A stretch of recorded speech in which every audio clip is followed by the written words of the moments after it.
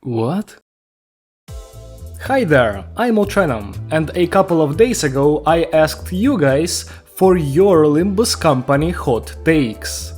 Gameplay, lore, gacha, all of that was discussed, and oh boy, some of the takes were terrible. But of course, I have to comment on the best of them. So sit back, relax and enjoy the completely false statements, masterful ragebait and poor excuses for me to go on rants I could not have gone on before. Starting with the first take to ever be posted in the chat. Not every ID and ego needs uptie 4. You can beat the game without fluid sac. Spicebush vs Solemn Lament Yisang is a stupid debate. They have different purposes. Okay, this is technically 3 separate takes, but that's not an issue. As for uptie 4 not being necessary, I don't believe that's even a hot take. For egos this is especially true, as a lot of them are used for some kind of effect or they're passive. And if neither is empowered by Threspian 4, there's almost no point in wasting resources. Identities though do all want uptie 4, but they don't need it. All it gives is slightly higher numbers and oftentimes higher ceilings for conditionals. Yeah, it's a nice buff, but not a necessary one with the current difficulty of the game. You can beat the game without fluid sac. Yeah, that much is obvious. But, of course, as you all should have guessed, the reason as to why I want to comment on this is the Spicebush vs Solemn Lament debate, because that debate is in no way baseless. Now, I personally agree that the debate is kinda stupid, but let's not go the different purposes route. Because if you tell me that Solemn Lament is better than Spicebush at mobbing, I will kindly point you towards the fact that mobbing is auto-win 99% of the time. And the only time it matters is Refraction Railway, where Spicebush is used, because of his generally strong passive. The real debate exists within the confines of boss fight efficiency, and Spicebush absolutely destroys Solemn Lament in that. If you wish to learn more, I will have a new syncing guide up this month, so you'll know exactly why Spicebush is just better. Next up, Lei Heng should never have been nerfed. Everyone who complained about him and said he should be nerfed has a skill issue. Okay, do you people know what a hot take is? Because this one is as cold as ice. Yes, the Lei Heng nerf was a terrible move. He was the first boss to even moderately challenge some players. And while it's true that losing to him could feel unfair, as soon as you figure out his gimmick, you should not struggle with him at all. Like, come on now, the dude gets countered by a base ego skill. All you need to do is bring Merceau and fuel it. This position is even supported by 63% of players, as shown in the follow-up survey by Project Moon. I'm not sure why they decided to nerf the boss in the first place, but not reverting the nerf after a majority has voted in favor of that is kinda insane to me.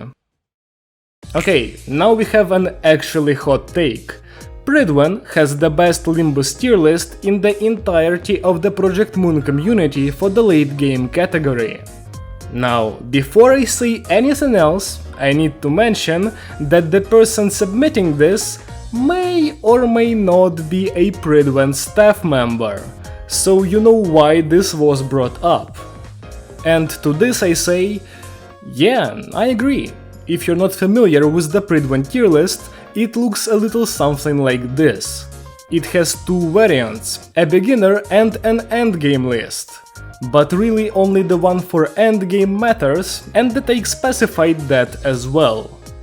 Unlike other lists, Prydwen split theirs up into 4 categories, and compare the IDs in those categories between themselves.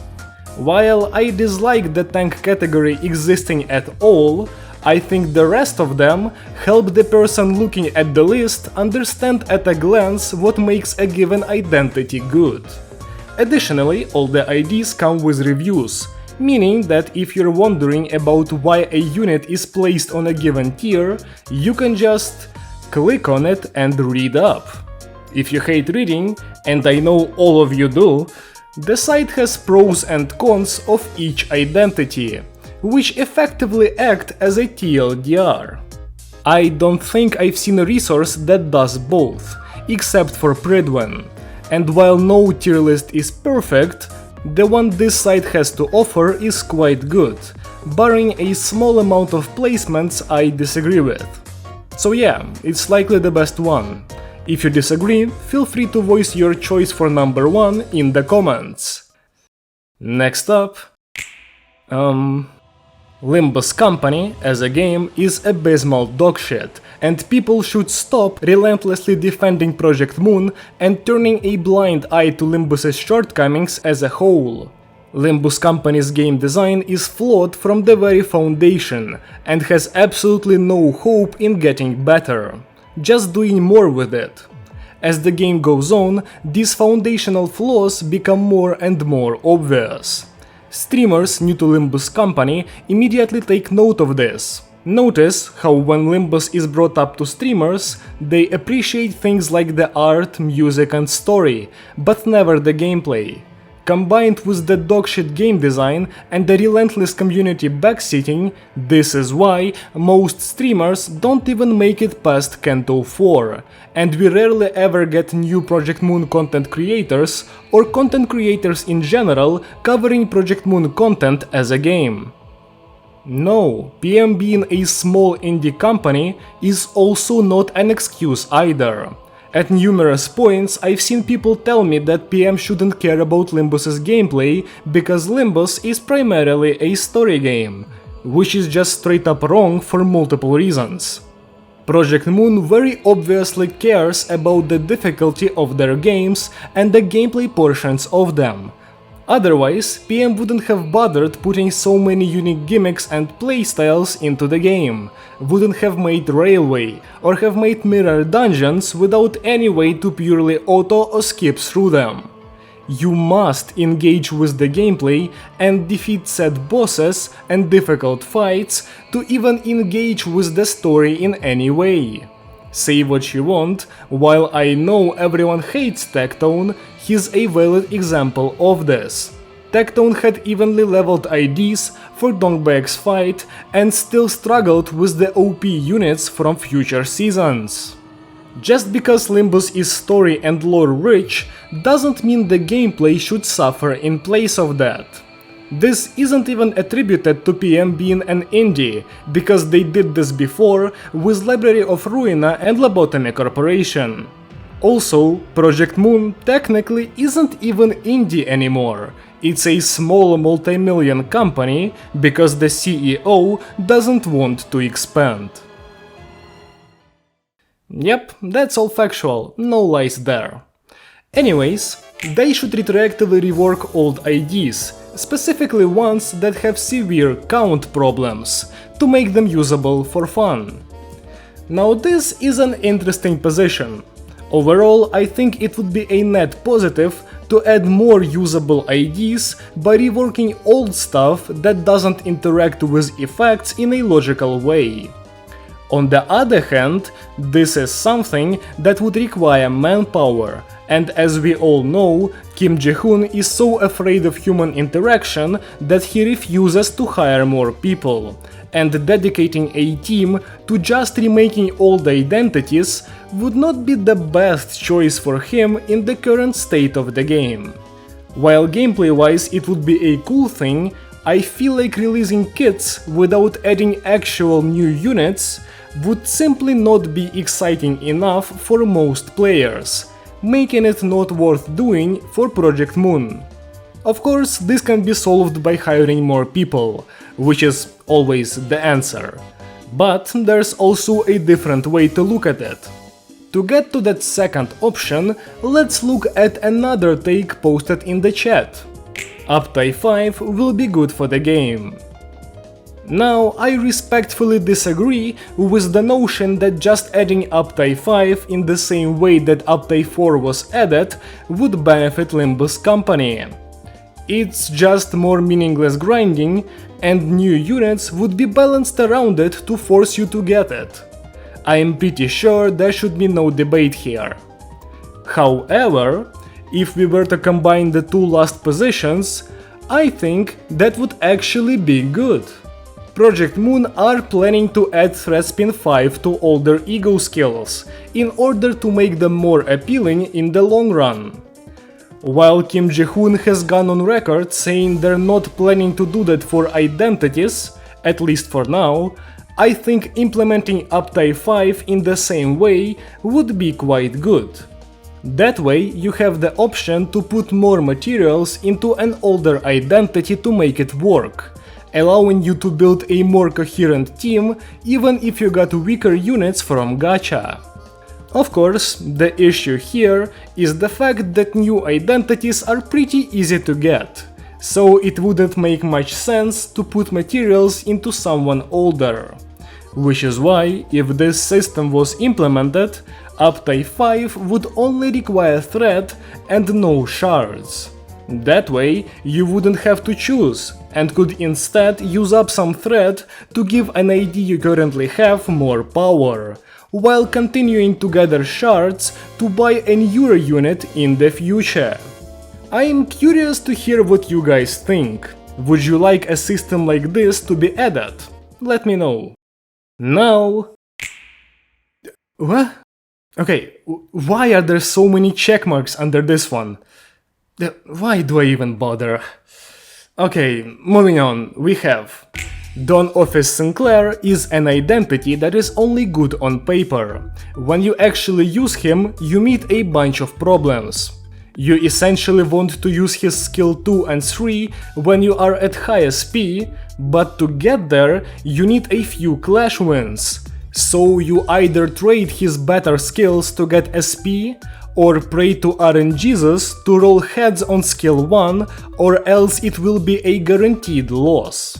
And if you get to high SP winning clashes with better skills, you won't use their full potential on the second rotation, because at this point the SP loss, which is for some reason cumulative, will force him into his base mode again, and you will use his better skills to win clashes again. He even sucks in the mirror dungeons, where everyone is always full SP, and losing a clash usually means instant death at the later stages. And Sinclair starts at 20 to 30 SP all the time and shits himself while eating Kanto 2 Mariachi's ass. Harsh choice of words to be sure, but I do want to point out that the person submitting this is a known Don Sinclair hater. So let's get into this.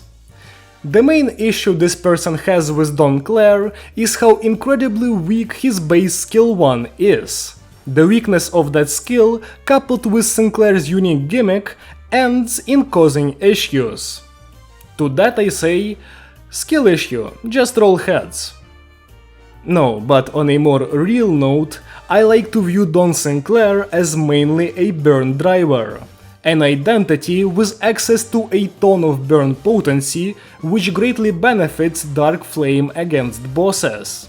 The two skills that inflict all that great potency are his skills 1 and 3 in his ego form.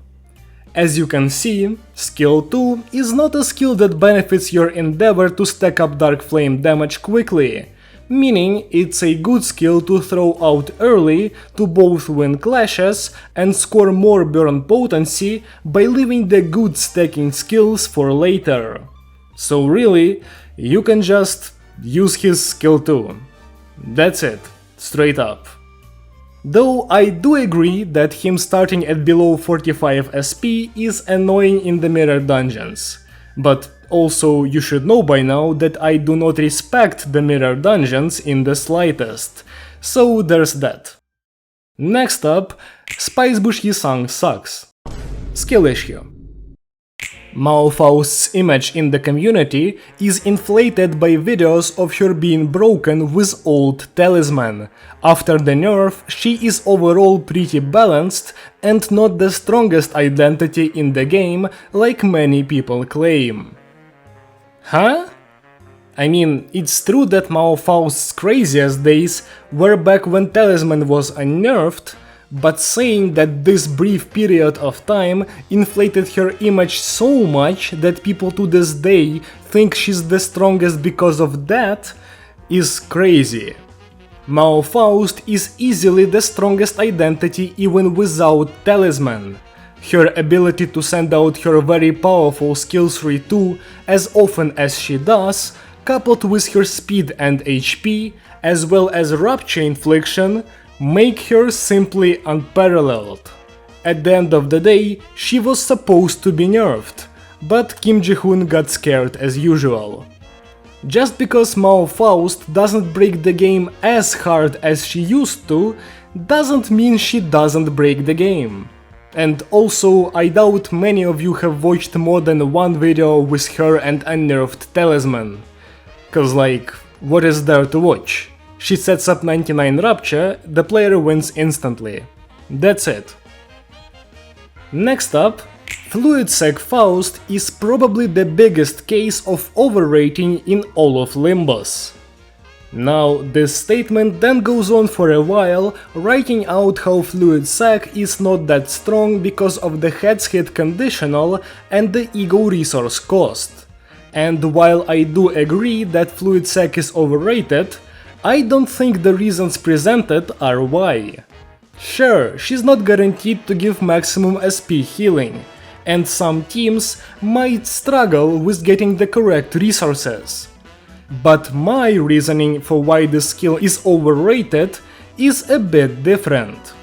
The main reason being, you don't need it. Almost at all.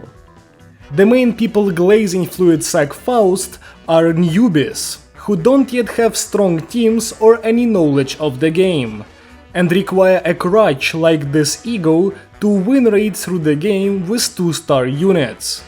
Once you get a coherent team composition, the need for Fluid Sac, or any healing ego in general, drops significantly, and you start looking for ego skills that push the strength of your team further. Some of the best egos in the game revolve around dealing more damage, inflicting a bunch of status effects, or giving identities some incredible passives. All of these abilities often result in more value for the team than any amount of healing could provide, and thus resources go to skills that are not called Fluid Sac Faust. To be clear, I am not calling Fluid Sac bad.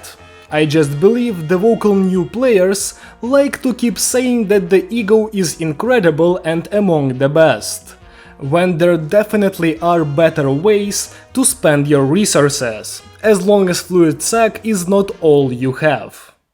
Now we have... Yeah, no, I'm done. This was a stupid idea anyways. Thanks for watching, I guess.